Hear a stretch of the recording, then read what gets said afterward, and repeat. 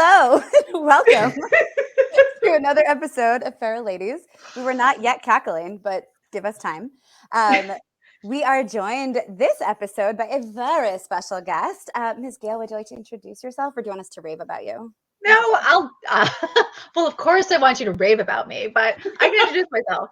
Hi, everyone. I'm Gail Carriger. I write stuff, lots of stuff. I've been doing that for 15 years or so, and I love podcasts. So when Marisa said come on my podcast, I was like, of course, naturally. When do you want me?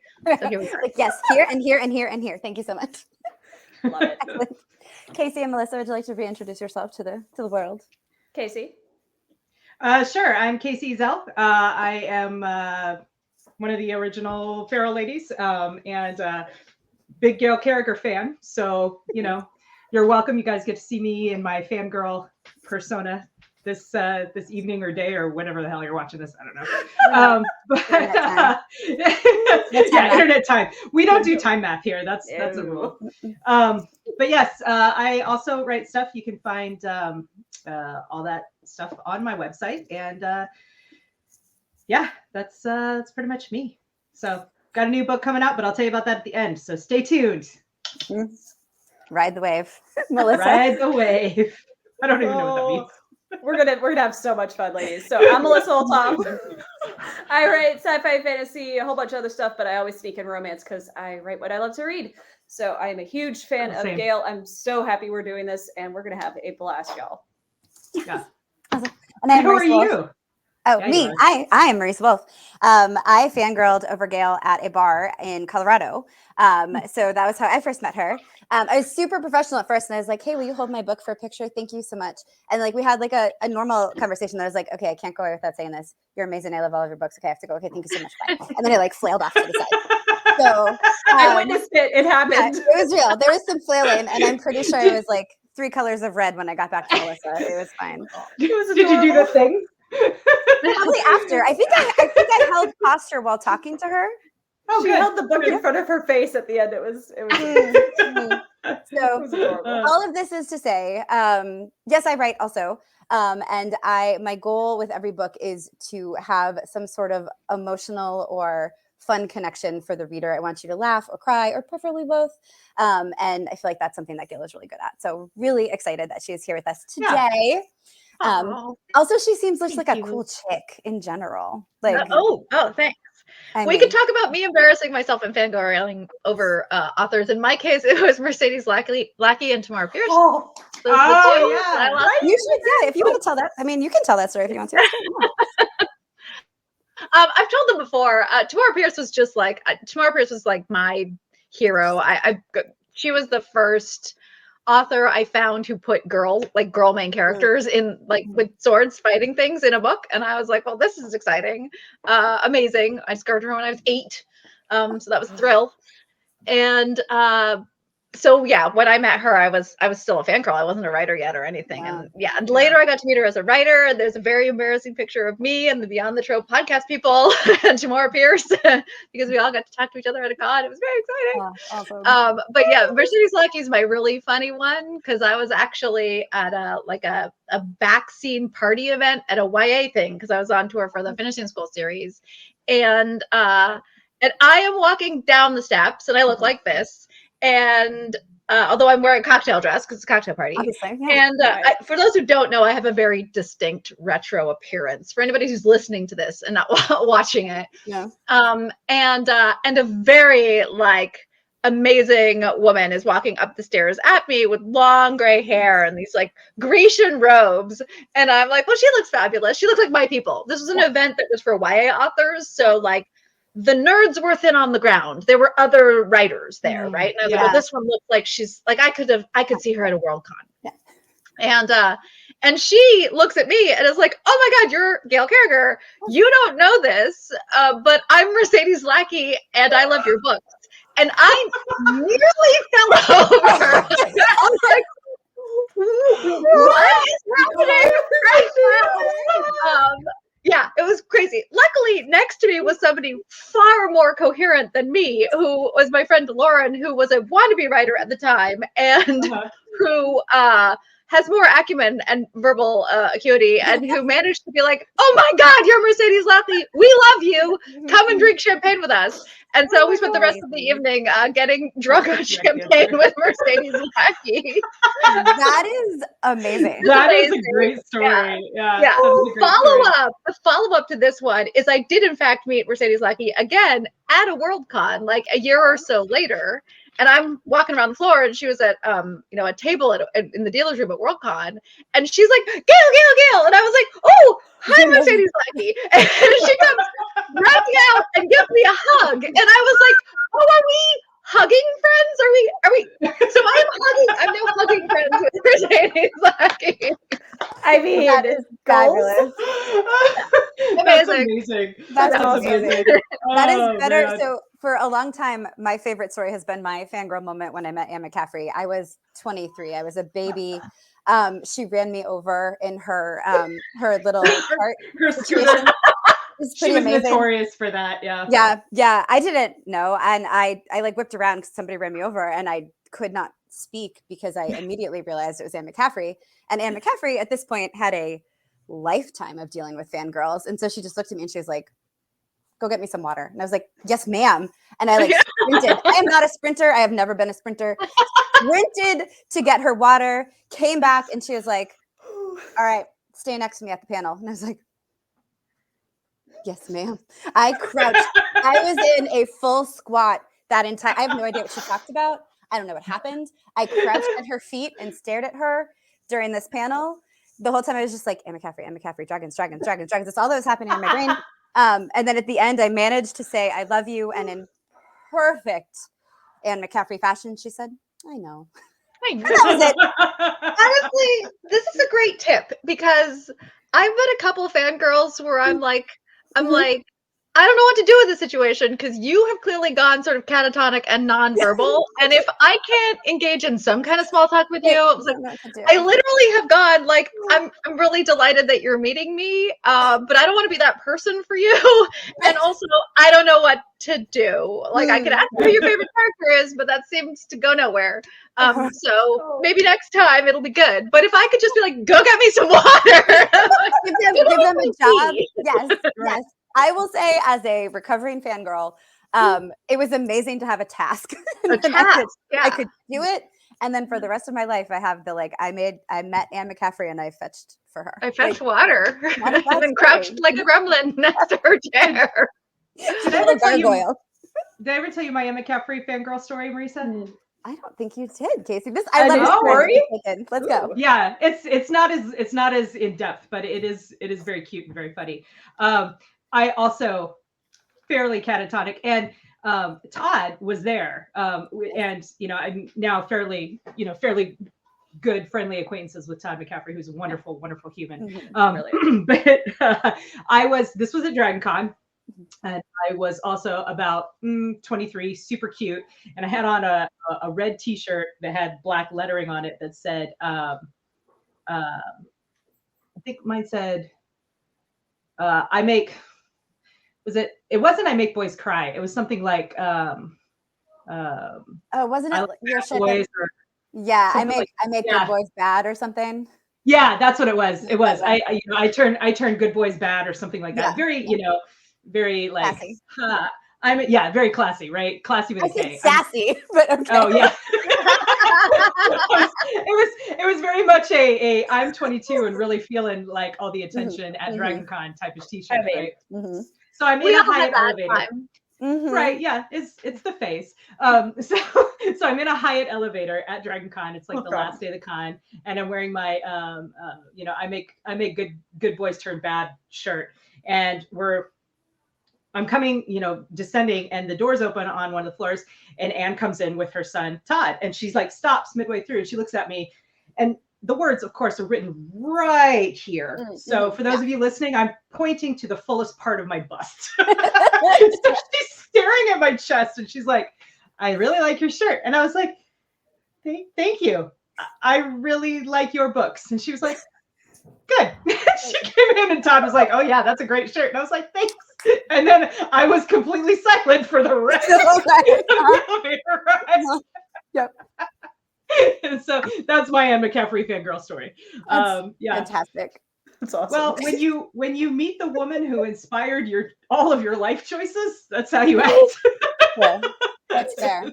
So, That's yeah, fair. yeah. So- Melissa, do you want to tell your Patricia Briggs story, or are you good? Yeah, no, I can tell that one. It wasn't embarrassing or anything like that. It was actually like a good example of unintended consequences, like of the good kind. I had a conversation with Joelle Rises, and I let her know, like, hey, I really like the short story you did for the Valkyries anthology that Marisa put together, because she got horses right. And I'm a horse girl, and if they get horses wrong, I'm like, I need to skip over this because it's wrong. It's all wrong. But she got it so right, and it was so well done. So I just complimented her story. I'm like, I really loved your story, and I love that you got horses right. And somehow we got to talking about Patricia Briggs, because I'm like, that's another author that totally gets it right. She's like, oh, I'm friends with Patricia. I'll let her know that, like, you're around. And then I actually got to meet her, and we talked horses for like 10 minutes in the middle of the vendor's hall. She's showing me videos of the Arabians, and I'm like, I'm just having the best time talking horses, and like mostly not being a, speechless fangirl. It was just talking horses with one of my favorite authors, and it was so cool. That's awesome. Awesome. Yeah. Oh, that's super cool. So the side story to that one, though, is that this was at Dragon Con. Was this last year or the year before? Yes, it was last year, right? Yeah. Yeah. So the three of us, Marisa, Melissa, and I are really good friends in real life too, as opposed to internet life. And so, like a lot of friends, I think we're in several group chats together. And so I was somewhere else entirely at Dragon Con. I think I was on a panel, but all of a sudden my phone is blowing up with every single group chat that I'm on, that Melissa's also on, because like 7 people were like, Melissa, you have to get to the dealer hall right now, and they wouldn't tell her why. Yeah. So later, We have really good friends. So later I was like, what happened in the dealer hall? Yeah. We have really, really good friends. We We do have really really do. good They're friends. like, Especially at Dragon Con, it sounds like. Yeah. right? Yeah. They knew one of my goals was to like just get the chance to like shake her hand and be like, look, I really love your books. I really love this particular one that you let yourself go nuts with the horse stuff, and it happened. It was so cool. Yeah. That's awesome. Oh my gosh, I love it. Well, Dragon Con, get ready for this graceful segue, y'all. It's more graceful because I named it. Dragon Con is one of those places I like to go for many reasons, one of which is food. I love traveling for food. And so the thing we said we were going to talk about, because Gail also enjoys food, and this is one of the very first things I got to talk to her about, which is amazing. It's all I live for, pretty much, I think, at this juncture. I mean, I like writing, it's fun, but mostly I prefer eating. Buy her books so she can eat more, just for fun. Also, I will say I do get accused of making people hungry when they read my books, so just have that. Because I do often talk about food in my books, because you write what you love, right? Right, it's a big part of life, right? Like you got to eat. You got to eat. Girls got to eat. Yeah. At Dragon Con is the world's best commercially available mac and cheese. I will die on this hill. So it is an Irish pub. It is a chain in Atlanta called Meehan's, and they are not sponsoring me for this, though they should, because I talk about it everywhere. They have a truffle mac and cheese to which you can add buffalo chicken and the spiciness of the buffalo and the truffle and the like 8 different cheeses they put in it. It's amazing. It's like the highlight. Many things are the highlight of my Dragon Con. Don't get me wrong. I love everything about it. I specifically will eat that mac and cheese at least twice per Dragon Con, which my body does not enjoy, but I enjoy. You have to time that consumption against the con, against the requirements of the convention. Usually first we have day, a whole schedule. That's like Wednesday, Monday. That's it. Yeah, one of the things I lucked into early in my convention going as a career author was the fact that I'm a super foodie. And it is what I will spend money on too. Like I will go to like very high, I will go into dive bars and I will go to very high-end restaurants. And there was a secret supper club, which I feel like is pretty much now defunct at this juncture, although hopefully it'll get rebooted at some point, which basically would meet in conjunction with a world con and find a like Michelin star restaurant or something. And it would be this organized little crew of authors and occasionally other members of the industry who just are like super foodies, and we would all go out and go to some fancy dinner or another, and near the convention or sometimes away from the convention. Yeah. But yeah, that was great. I also made some really good friends because of that little arrangement, because I didn't put it together. I was just known as somebody who will in fact eat anything. So I'm a good invite because I don't have any allergies. I don't really care. I'll eat anything. I'm not, no dietary restrictions whatsoever. So, I'm a good add to a food jaunt, because I'm not going to complain about the restaurant ever. Right. Right. Yeah. So, And obviously open to trying new things. always. Yeah. It's hard now, actually. I have made it a point to eat all the things, and therefore a new thing's pretty rare for me. That's fair. I kind of want to start a secret supper club now. I'm not going to Everyone should have a secret supper club. It's very important. Change approved. We're doing it. I don't. Yep. And I'm in. Yeah. Let's go. But it's secret. So once again, Feral Ladies Internet. Trust. Internet. You can't tell anyone. We're trusting you guys. Yeah. That's right. Just, let us know, the secret Feral Ladies code, and we'll tell you where our secret supper is. Maybe. I don't know. Don't tell anybody. What was your is there one that rises to the top of the Secret Supper Club meals, Gail? Ooh, wow. That's a really good question. Because there are a couple that stick in my head. There was a like a tapas leaning place near us in DC, near the convention center there, that was truly spectacular. I just remember I love small plates because I can try more things. Yeah. And I went there with the supper club early, I always try to do one of the first ones they do. They usually do it every night, and so but you only get to go to one. So I usually try to do the first one, because then if it's really good, I can take people back there.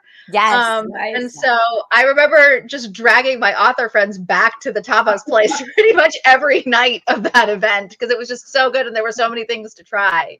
Yeah. And then I remember going to like a Michelin star super fancy place in of all places, Kansas City, again at a Kansas City Worldcon, which was like, I just remember the location. It was like almost in a walkover. It was in a very strange location. It was absolutely delicious, and it was the night before it shut down forever. So I kind of remember that because it was so like sort of sad and weird, but also very, very yummy. Oh, well. Yeah. So yeah. It's amazing. Wow. Yeah. That's wild. That's wild. Yeah. I'm honestly not shocked that Kansas City had some good food. I was briefly stationed there for about like almost 2 years. So I was poor though at the time. I was like a young lieutenant, so I didn't have the money to go to the nice places, but I knew they were there. And Kansas City barbecue. Oh, Kansas City barbecue is really good. You know what? I'm going to piss people off. I have lots of thoughts on barbecue. I have lots of very you could ask me for a strongly held opinion on like other writers or books, and I'm not going to give it to you. But I will absolutely offend everybody by giving very strong opinions on food. Let's do it. I love this. Barbecue is one of those things where I'm like, try me, because I have yet to have good barbecue as far as I'm concerned. And I have tried very hard every time I've been in every quarter of the South. Partly my stepfather is Jamaican, and so he does jerk chicken, which is a barbecue thing. I come from California, where we barbecue all the time. Yeah. Like it's our natural state. And so I have very strong. Yeah, so in Kansas City, I tried. I think I went to barbecue like 3 or 4 times, and I went to the place that everybody said you were supposed to do, and I got the burnt ends or whatever is the thing you're supposed to get. Yeah, it's too sweet. Your barbecue sauce is too damn sweet. It's too sweet. And I think I have been trying the wrong barbecue, because I need the one that is vinegary, which is maybe North Carolina. East North Carolina. North Carolina. Okay. East, specifically East. West North Carolina barbecue is different, but Eastern, I lived there for 5 years, and their apple cider vinegar, like red pepper, so good. We still make it. That's the key. Because after 20, well, I mean, I was an archaeologist before this, so I've been an experimental eater pretty much my whole adult life. So and I travel a lot as a kid. So after way too many years of like eating everything I could, I pretty firmly settled into the cuisines I tend to really gravitate to and like the most are the ones that have a high acid content. I really like brighter, spicier cuisines. So I like Mexican food a lot, and I like Thai food's my favorite food. So I recently did a trip to Thailand where I went there for a whole month just to eat. That's like food. Literally the entire goal was just to eat. So I think I tend to miss, if I miss anything when I'm eating a meal, it's an acid component. So I did have, and that's just taste. Yeah, that's fair. And I don't always like, I'm so sorry, I lived in Texas for a really long time. I am not always a huge fan of brisket or the standard barbecue-y things. I can appreciate that they're good. Give me a good jalapeno sausage, I'm in. However, that's what she said. In Charleston, South Carolina, I had for the very first time pit smoked pastrami. And I lost my shit. It was the most amazing pastrami sandwich I've had in my entire life. I ate it 3 times while we were there because it was only on special. They only did it on Thursdays. And it made the Jewish background of my people very happy. Yeah, I mean, I'm thinking about you. You have just reminded me of a pulled luau style pork that I had in Hawaii at the botanical gardens in like Oahu or something that was served on a purple taro bun, and it was just like deceptively simple. I think about that a lot. I think about that a lot. There have definitely been some sort of barbecue moments. One of which is there was a braised. I think it was more comfit end of the spectrum that was with pickled jalapeno peppers and mandarin slices. So it had that little zingy acid component that I love so much. But the char was really good and the meat was really juicy. So there are always exceptions to all rules. Yeah, of course. Yeah. Of course. Here are my thoughts on barbecue. Are you ready? Ready. So I went to high school in Texas, and but I also lived in New Mexico for a number of years when I was a kid, and then was stationed in New Mexico and went back to New Mexico a bunch as while I was in the Air Force. I love Carolina barbecue because I also like the acidity, and I like Carolina barbecue for pork. I like Texas style for brisket, but none of that matches my husband's meat. That's what I said. But when we were living, right? Like everybody knows an individual who does.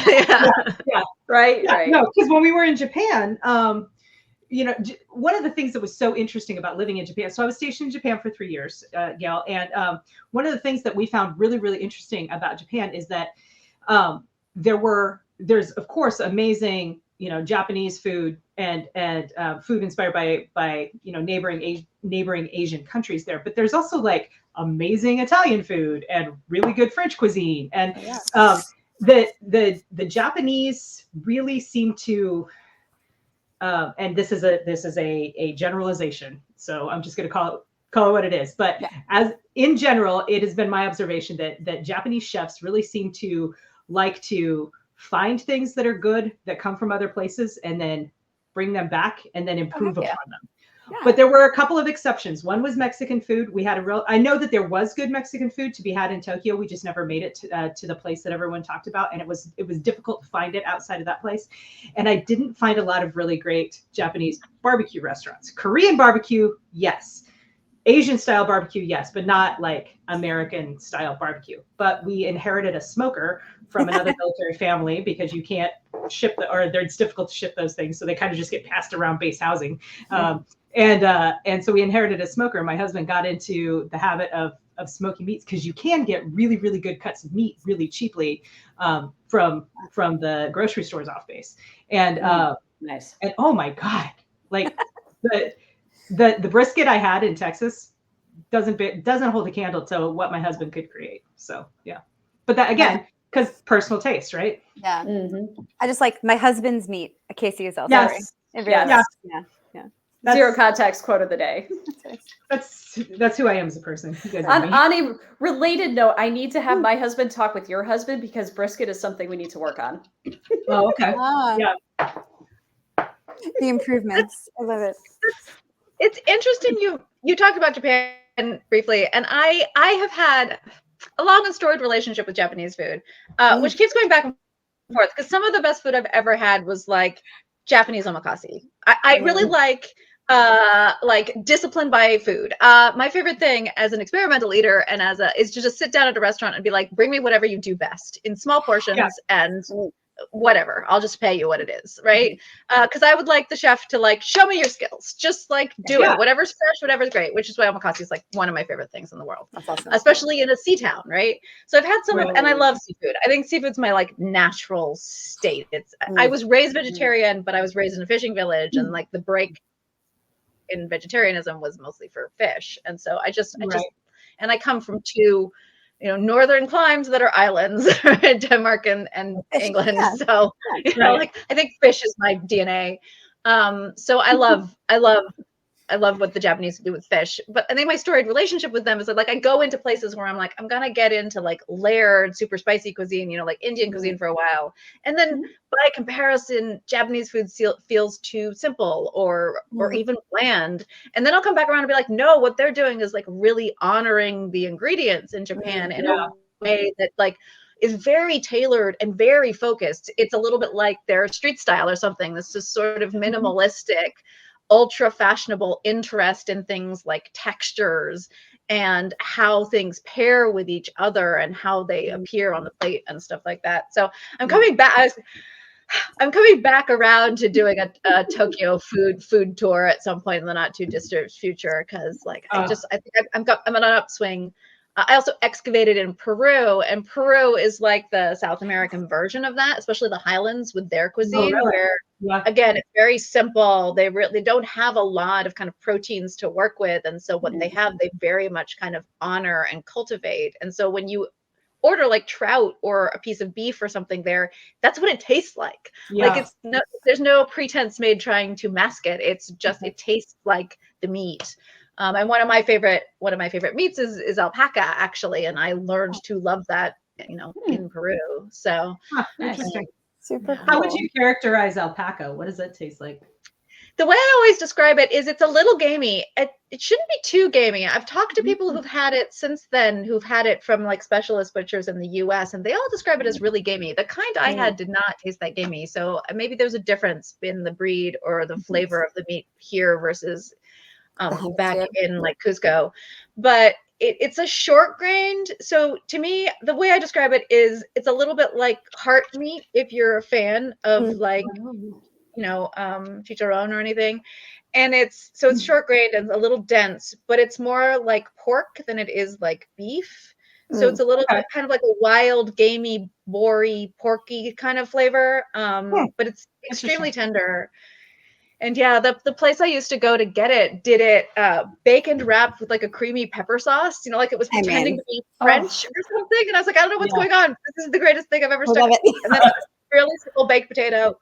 And I used to get mine with a pint of maracuya juice, which is passion fruit juice, which is my favorite fruit. So it's like the perfect meal. And whenever anybody asks me what my like last meal of, if I could order a last meal, that's probably what I'd still get. Just very fond memories.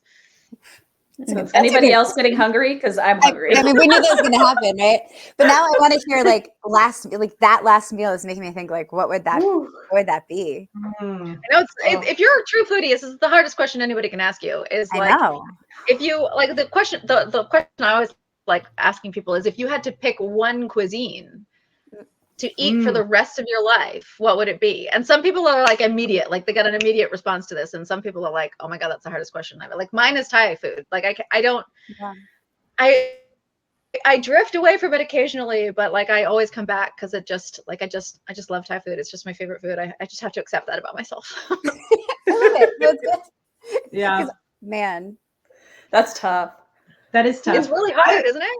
Really hard. It is. Yeah. I mean, I might say Japanese cuisine because I think that's really insightful what you were saying about the ways in which Japanese chefs, and customers, enjoyers, connoisseurs, whatever the correct word is. It's a focus on celebrating what is there as opposed to trying to turn it into something else or mix it with something else. It's like there is a simplicity to it, but I like that. I dig that, because one of the other things that we found in Japan is, you know, the focus on the quality of the food is so intense, right? Like you will never find a Japanese restaurant selling you sushi that smells like fish. If it smells like fish, it's bad, and they throw it out. Yeah. You know, which probably makes for a lot of waste, but you know, whatever. It's still really good sushi. So yeah, and I loved the so yeah, I think mine might be Japanese. It might be Japanese. But then again, I might just go old school. Well, I don't know if it's really old school. There's really nothing old school about the United States. So maybe I'll just say, you know, U.S. American. Like amalgamation. Right? All the mishmash. Is like chocolate? Why choose? Chocolate is the cuisine. You got it. Chocolate. This is like dessert is my cuisine. Oh, Just a chocolate. pastry, like that is. I'm a pastry-ophile. Like Yeah. I will pick where I stay in major cities based on nearby bakeries with the highest rating. I mean, Melissa just That's did that. my in Huntsville. criteria. I just did that in Huntsville. I'm like, ooh, Huntsville has shockingly good food for Huntsville, Alabama. And they had the best bakeries. I literally dropped my family off at the Space and Rocket Center this morning so I could go to yet another bakery before we left. Do you have a tester?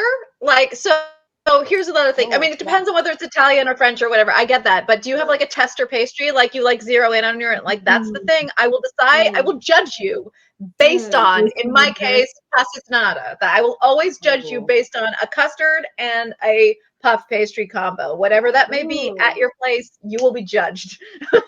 Yeah. Honestly, a chocolate cupcake. If it's a bakery that has cupcakes, That's if they, not honestly not a bad Right? choice at all. Yeah. right? Because if you could get something as simplistic and rich as a chocolate cupcake, right? Like I'm gonna assume that the rest of your stuff is probably top tier because that's Nice. surprisingly hard to do. I have a brownie person in my life who will just test on a brownie, and I'm like, yeah, but like my standards on brownie and their standards on brownie entirely different. Yeah. That checks out.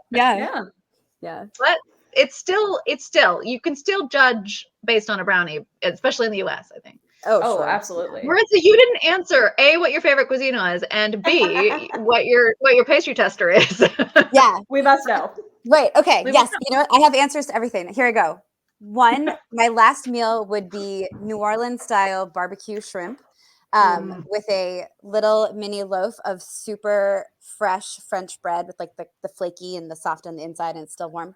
And then anything else somebody in New Orleans wants to bring me, I will eat that. That'll be my last meal. My pastry test is similar. It's a whatever they use to fill their eclairs or their lobster tails or their whatever. I am a custard D type person, but it's not custard. There's like this kind of sweet cream that is my jam, and if I can find it, like stuffed with zabaglione, the pastry, like the custard cream mix. Yes. Not researched enough in it. I just know it when my mouth gets it. And I love it a lot. So that's my go-to because if the texture of the pastry is right and the stuff on the inside is right, I will drop $100 or $200. I judge a shoe. And like we have. I think shoe is really important pastry to get right, like because of the egginess. I think secretly I just love egg. I just love egg more than Everything. everything, right? Like so custard, a scramble, a fry. I don't care what you do to the egg. Let's make it happen. Yeah. And the thing about like a popover or a shoe pastry is that it tastes a little eggy, and I just love that. Anyway, yes. Yeah, because if it's too dry, that's not But I going to think work for puff me. pastry is harder to do, so that's why I judge on the puff. It is hard. I just love eating them. And then I think the mine. no, go ahead. Do your pastry. Your and I'll do my cuisine. No, do your cuisine first. So it is specifically, I am very biased about this, but it is specifically Florentine Italian food, specifically in Florence. From Florence. Give me that bistecca. Give me those cream puffs. Give me that. Okay, so I excavated in northern Italy for 2 years, and the Italians are responsible for making me finally like Italian food. Believe it or not, I didn't like Italian food until I went to Italy, or including pizza.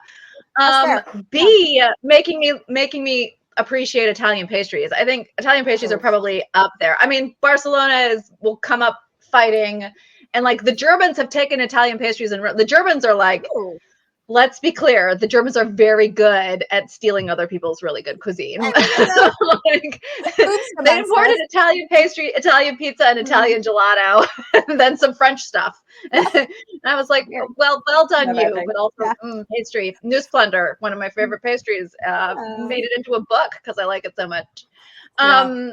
So yeah, I don't know where I was going with this, but Italian, northern Italy. Northern Italy. Yeah. Northern Italy in particular has to take responsibility.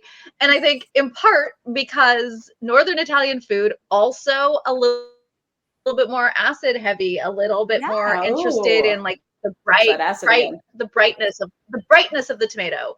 And the South gets a little bit more earthy.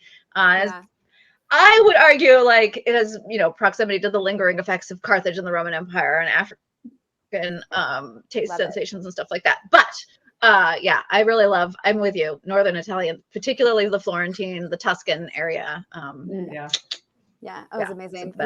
We this very brief story. We went there for our honeymoon, and our first day, like, got off the plane 6 a.m. So we go to have breakfast, and we're sitting next to this couple that they're having their last meal before they leave from their honeymoon. And so, we're chatting as one does. And they're like, okay, so we went to this place last night, and we're so sad we didn't go at the beginning of our trip because we would have gone every night. So beware, but go. And it's still open. I Google it every now and then to make sure it's open so that I can go back to it. It's a Cingole del Bianco. I think it's the white boar. We ate there 3 times. We were in Florence for 2 weeks. You should not eat in the same place more than once in Florence. Florence is amazing. 3 times, no regrets. We exchanged numbers with our waiter. Like, they knew us when we came in that 3rd night. They were like, we have a table for you. Like, they were just because we were just the Italians love you if you love food. Like, it's an immediate romance. I mean, honestly, I think I've made friends all over the world because I cannot hide it when I am in love with food. And people who are providing with food, especially if you're like an enthusiastic American, are just like, because we show enthusiasm like so much more than everybody else, except maybe the Italians. Like, I'm just losing my mind in wherever the hell I am, and suddenly they're like, I mean, I went to Thailand accidentally with a list, which the list had been taken by my Thai friend Piper, who was traveling with me, and had been disseminated to her family. And so her family was like, not only do we have somebody who loves our food, but we have quests to fulfill. And so some cousin or another would show up pretty much every day and be like, we are taking the weird Farang girl out to eat this soup because she put it on her list. and we found the restaurant that does it best. So away we would go. It was the greatest thing in the world. That's amazing. Oh my gosh. Food adventures. And quests. I love really this. Wonderful. Yeah. Cuisine adventures are the best adventures because you never, like, I have memories again when I'm back in my excavating days of, like, I don't know where we were stranded. We were stranded somewhere, Milan or something like that. And like, we're going on a quest, and this was in Lonely Planet days. So we are going on a quest with a little guidebook looking for some restaurant or another that's supposed to be the best. And like, we're going through dark alleys and there's no street lamps.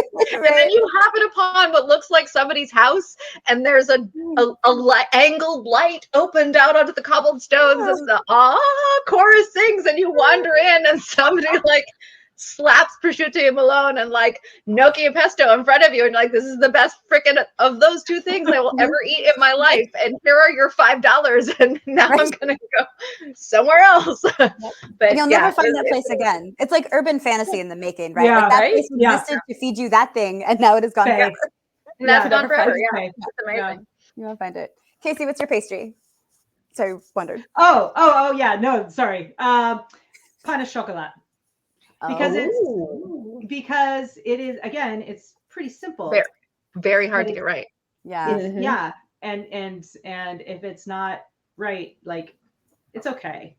Oh my God. If I eat one more should not be okay. Right?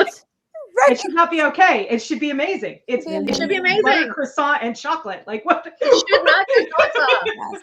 That's right. I want to close my eyes when I take that first bite. Right. It's right. I want to bite and not be able to breathe, because if I breathe, the flakes will go everywhere. Right. If I don't have to get out a vacuum cleaner after I've eaten a pain au chocolat, they did not do it right. It's incorrect. That's right. That's right. Yeah. Yeah. Oh my Okay, gosh, so I have a question. Best bar food or favorite bar food? And Marisa, you can't say Meehan's truffle mac because you already mentioned it. I mean, fine. I'm only following that rule because I want to talk about more stuff. So yeah, that's fair. I figured. Are we talking like dive bar food, or are we talking like elevated bar food? Because we've got all these like gastropub pantry spans things happening in San Francisco. Dealer's choice. You know, whatever, one of each if you prefer. But yeah, what's your favorite what bar you're food? drinking?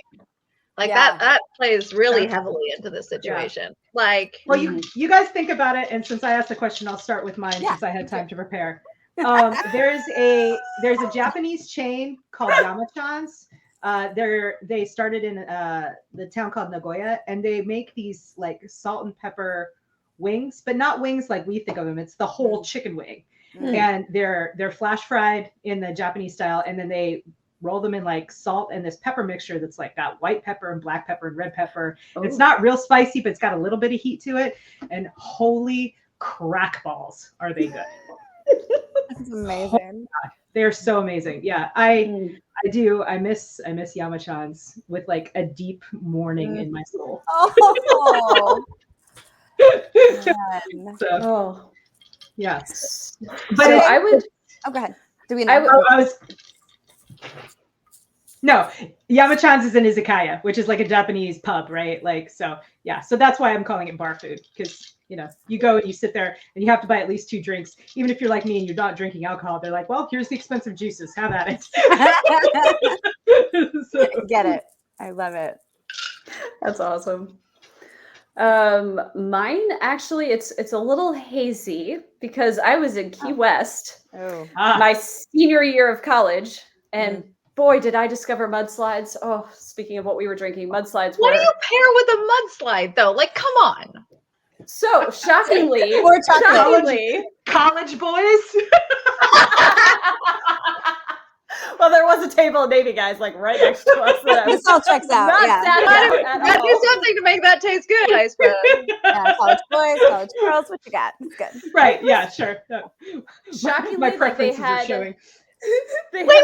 No, that's a recipe for a yeast infection. But go on. I mean, you got that with Key West. You're in Key West as a college student. That's got it. You're not coming out of that clean. Sorry. I mean, I'm pretty sure I walked down the street that day and saw friends that I did not go to Key West with that were just randomly there, and I'm like, hey! Yeah. So we hung out drinking more mudslides. It was what you do. So the food. They had some really good coconut shrimp that you would think would not go well with mudslides, but I mean, I was a college student, so we ate everything, but coconut shrimp, man, so good. But if I was like just drinking beer or mixed drinks or whatever here, it would probably be tater tots. Tater tots are a versatile bar food. I love they can be. You can dress them up, dress them down. Yeah. Mm-hmm. Yeah. So shall I answer? Because you guys give me time, so I wrote things down. Oh my goodness, I love it. I have not, so hopefully I'll remember. Go for it. Okay, all right. So sake, I'm a nigiri sake person, which means I like things like that little unfiltered white, little bit on the sweet end of the spectrum. And it's takoyaki, no question. Those two things are like a match made in heaven and will be forever, and they are my favorites. I'm a soju drinker, but when I drink soju, most of the time actually these days, but when I drink soju, I go for fresh soju, which is the like super clean one. And so then it's tteokbokki, right?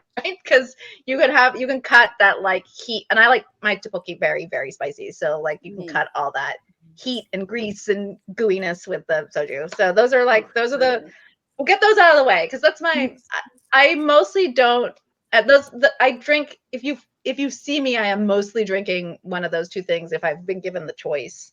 I'm a sweet cocktail girl, so if I'm gonna get a cocktail, I love the I don't know, the tiki end of the spectrum. Embarrassing, but true. No, we're all same.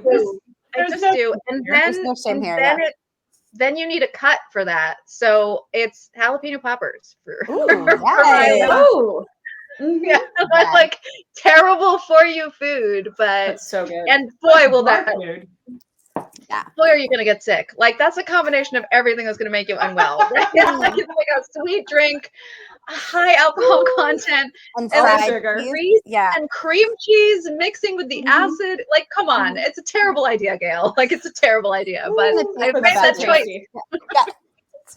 And like crab rangoon or whatever, if that's the only other option I have. But like, ideally, dragon's eggs, the jalapeno popper. That's what I really love. But most of the time, as a drinker, I'm a champagne drinker. In America, and like cons and an American like prosecco, because it goes with everything. So whatever the bar food, the specialty of the bar is, if you're drinking champagne, it's a little bit like, you know, a light beer. It will pretty much go with whatever you're serving. It'll go with anything. Yeah. Nice. When I was a teacher, there was this bar ? That we would go to because they had happy hour and we got out of school at like 2:30. We only left that early on Fridays, but you know, that's a great time for happy hour. And they did cheese fries like, whoa. Like, I have been chasing that high for the last 20 years. You know, like the fries were perfect. They layered the cheese in the fries. So it's not just like some cheese dumped on top. Their ranch dressing was uncomfortably delicious. And it didn't matter if I was doing a whiskey and ginger or a beer or a frickin' daiquiri, because we were in Louisiana. It didn't matter. Cheese fries. And my at the time boyfriend, now husband, this man, it's amazing that he married me sometimes. He would get off work at like 5 and he would come to get me because I would be drunk off of cheese and alcohol and I would need a ride home. As one does. But then all I would talk about the rest of the night was how I wanted to go back to get a second helping of cheese. I need more cheese fries. And he's like, sweetie, it's the weekend. Do you want to like make plans? I just want cheese fries. I gotta say, given my like history as an author, that I have to pay the piper for my mother's side of the family. So I went to school in the UK and I was a bartender in the UK. Amazing. And so my drink there, and this is the only time I drink beer at all, is something called a black velvet, which is half champagne, half Guinness, or whatever stout you have on tap, which is an excellent drink, and I highly recommend everybody try it. And that and a Scotch egg are kind a one of my favorite. I love Scotch eggs. Yeah. So I'm gonna throw the Scotch egg into the mix as a valuable little asset, but very hard to get hold of. Very hard to find. So I was gonna say it's not super closely related to the Scotch egg, but I do love a good Scotch egg. I recently saw a post. I think it was the amazing Veronica from Superstars, but it was basically like, cheers to the dumpling. Whatever culture. True. I don't care if it's gyoza. I don't care if it's a soup dumpling. I don't care if it's a pierogi. I don't care. Give me your savory. It was Veronica. True. Like the bow or the humble bow as well. Like I love a bun. Like a bun with some shit inside it. Come on. Give it to me. Give it to me. Yeah, Give it to my me. next, the next thing I have or fried ravioli. Holy smokes. Yes. Fried ravioli. I'm so hungry. I know. I need dumplings right now. So hungry. Yeah, my next visit, my next place I want to go strictly for the food is Taiwan, because the street food there is supposed to be the best in the world. And so that's my next, like, I got to get there. I got to get there before China does. Oh my gosh. Girl, yeah. That is real. That frustration is real. It's real. Sorry. But no, I need to go to Taiwan because I have to eat all the things. So I would just like to take a moment and feel sorry for myself, because we moved to Japan and we knew we were going to be there for 3 years. And we were very excited because we were going to go to Singapore because you could take a cheap hop there from the Air Force. We were going to go to Thailand and we had plans. We got there in the fall of 2019. Oh no. I was going to visit and then go over to South Korea to visit my other friend who was over there. Yes. There was so much food in Asia. I never got to eat. Yeah, and Japan and Taiwan, like, sister, oh my God, that's crikey. Yep. Yeah, I will say I travel to eat and I eat to travel, and Thailand is my favorite cuisine, but Singapore holds the crown as the best place to eat in the world. Just because their hawker center game is like, and that's my favorite way to eat, is to just be like, I want that thing, I want that thing, I want that thing. And and they have the best of it. They have the best of like Indian food, Thai food, Sri Lankan food. Like they just pull it all together, and it's what they do. They do hotels and food. Like, and I was like, I love books. Sad about I'll this. just take whatever I can. If I could live anywhere, if like no hold barns, I could live anywhere. I would be living in Singapore just because the food is so good. It's so good. And their buffet game, I was like, I nearly cried when I went down to breakfast. Like, what is this? I'm gonna get the Norwegian smoked salmon. I'm gonna stick it on a freaking piece of bagel, and then I'm gonna put kimchi on top because no one's stopping me. There are no rules. No rules on everything. I feel an obligation now to inform you guys of something that I've just decided. If by some stroke of luck I hit the Powerball, which would be weird because I don't play the Powerball. I mean, fair. Yeah. But if Lots I of did, luck involved here. I have long said that what I'm going to do is I'm going to buy a 777 and I'm going to have it outfitted like an RV and I'm just going to fly around the world. Gail, I'm going to come pick you up. Yeah. Please host me on a tour of the world, and we'll go to all the places. Tour of the world. And like I am there.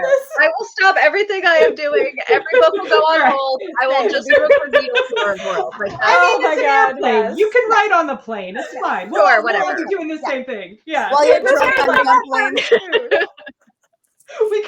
We could write a series of like, traveling around the world, and each of us write a book, and it would be a huge success. Perfect. We'd make even more money. Yeah. There it is. Your friends habit. Damn it. No, I was gonna say, your friends watching, if you all send just $5,000, every one of you, just it's fine. I volunteer my husband to help fly the plane. See? I was gonna hire your husband. Yes. Right. He can get qualified and I'll sell him occasionally. Yes.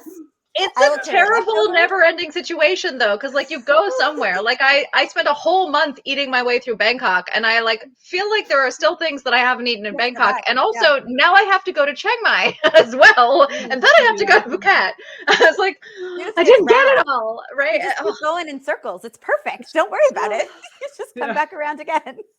Oh man, you must be a completionist at heart. I do like a list, and I like to check everything off that damn list. Yeah, I love it. I love seeing things crossed out. Yes, very satisfying. I get that rush from like crossing things out. Oh. Yeah, I will not show any of my notes on. But yes, girl, same. Big same. So it is somehow 52 minutes in, friends. I feel like we could talk about this another 52 minutes without like any stress. Plan our tour. I mean, what we're gonna do next. I just want to go to all the places and eat all the food. Just like I said, just sponsor your authors $5,000 small dollars. We'll go on a trip and tell you all about it. Oh my God, the food. So this is amazing.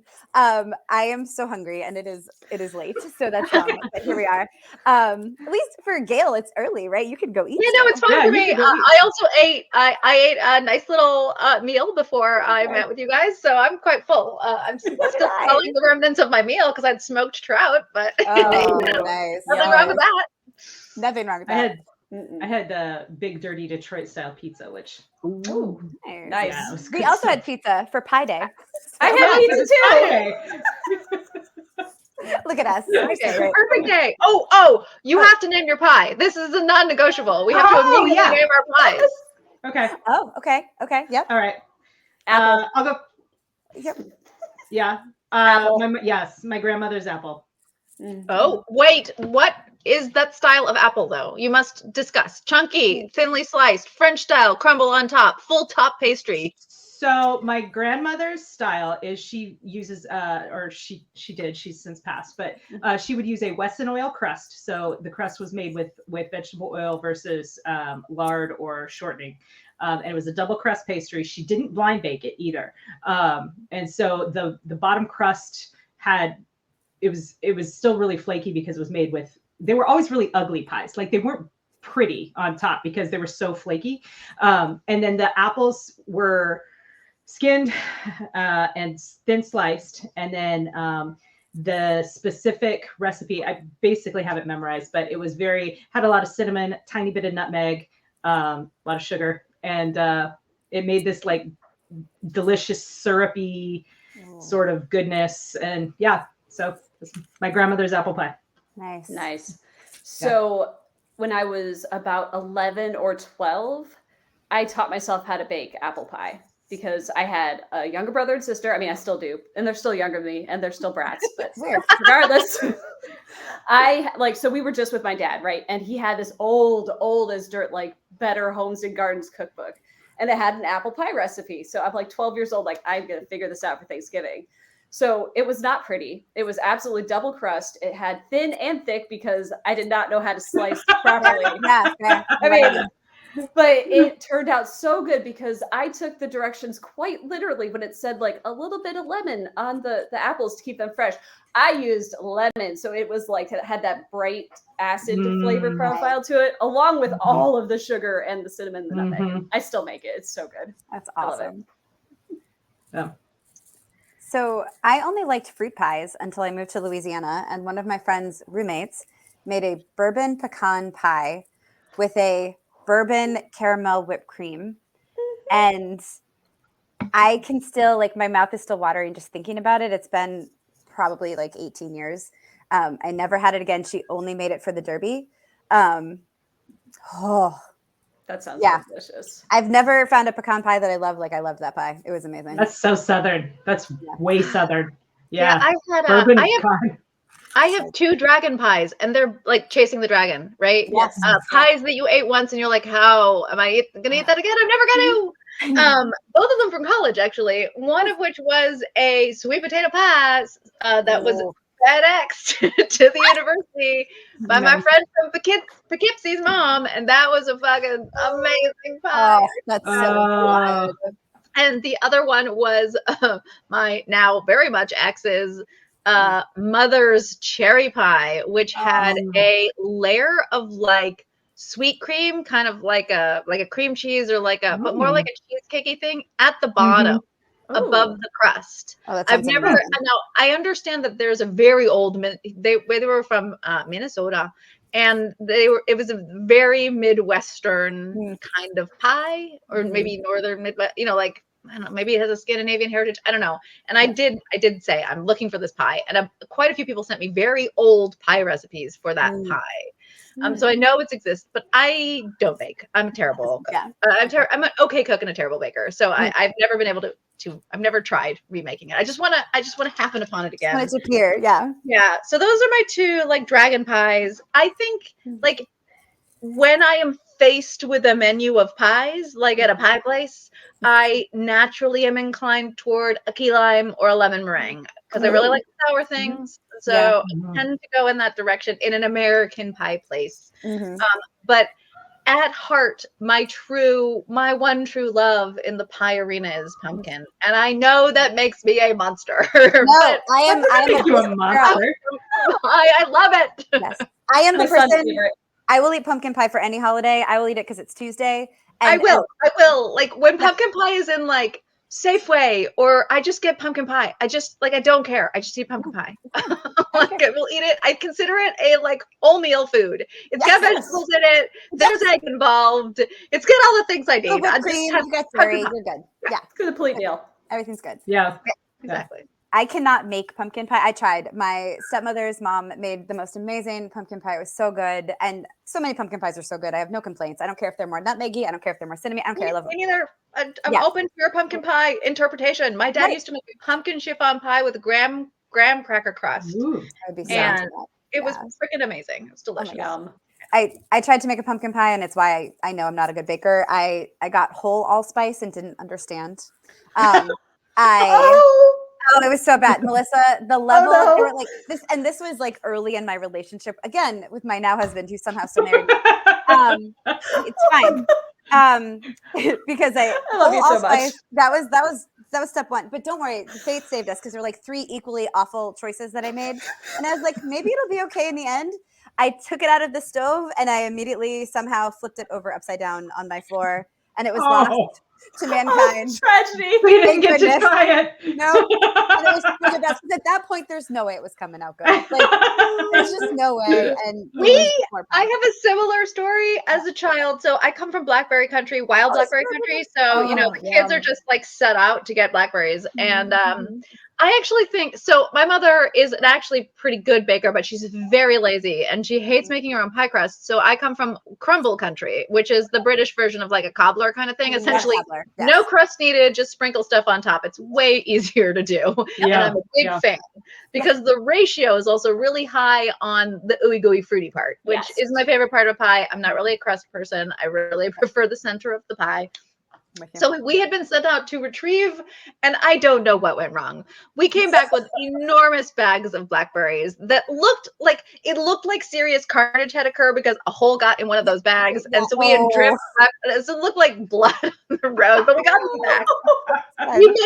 We made the crumble, and I probably put like too much tapioca in it or something. Oh no! But it oozed out the bottom of the oven in a way that looked like like actual serious CSI would need to be called in at any moment. That was my one and only attempt at pie. Ooh, I think I was 8. No. Solid effort, though. Solid effort. I think I don't remember if we even tried to eat it. It's possible that it partly set the oven on fire or something. Oops. Whoops, indeed. Oops, indeed. Oh my God. My mom does make what is like renowned amongst my group of friends. My mom is quite British. And she does make for the 4th of July, of all things, strawberry rhubarb crumble, which I have some friends who drive 3 hours to come to the 4th of July at my mom's house specifically to eat that crumble because they love it so much.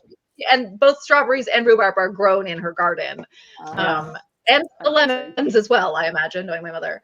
But yeah, that is a truly delicious thing. But I don't think it counts as a pie because it's a crumble. Fair. Yeah.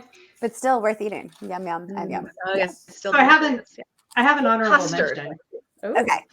I know we got to go, but this pie is worth talking about. Okay. So So my mother, I grew up in a dual working household. My parents were both military officers. And my mother served 24 years in the Air Force. And she was, as you might imagine, busy, like real busy all the time. But she still kind of liked to entertain on occasion. And she would, find creative ways to make these shortcuts and stuff. And she found this recipe. I think it was on the back of like a Dream Whip box that she found this recipe for this pie. And she made it one time and then we begged for it forever after. And it's literally, it's you buy a graham cracker crust and you get the Dream Whip, not, it comes in a box and it's like this powder. And you get that and you get a thing of like Jell-O, not instant. No, maybe it is instant pudding. And you whip those together with whole milk until it makes like stiff peaks. And then you put it in the crust and you put it in the fridge. I love it. It's amazing. Pie. So good. Voila pie. I love it.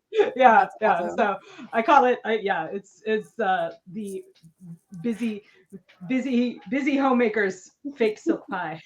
I love a custardy, eggy thing in a crust. But I feel like I don't have enough experience with things like chess pies or whatever to really claim that they're my favorite pie. So I can't go there yet. But I'm open to being changed. Up for the challenge, right? Yes. Yeah. Up for more the pie bakery. education. Oh yes, bring me pie, everybody. I will. Yes. This is the thing, is like it's taken me a while, but I've slowly trained my readers and fans to like bring me food offerings. I'm like, I love this. Yes. Yeah. Bring us food. Yes, desserts. I love them. Okay, well, on that note, if you are not already a fan of the authors on this chat, why don't we go around quickly where people can find you and find your books and get hungry all over again from the power of the word.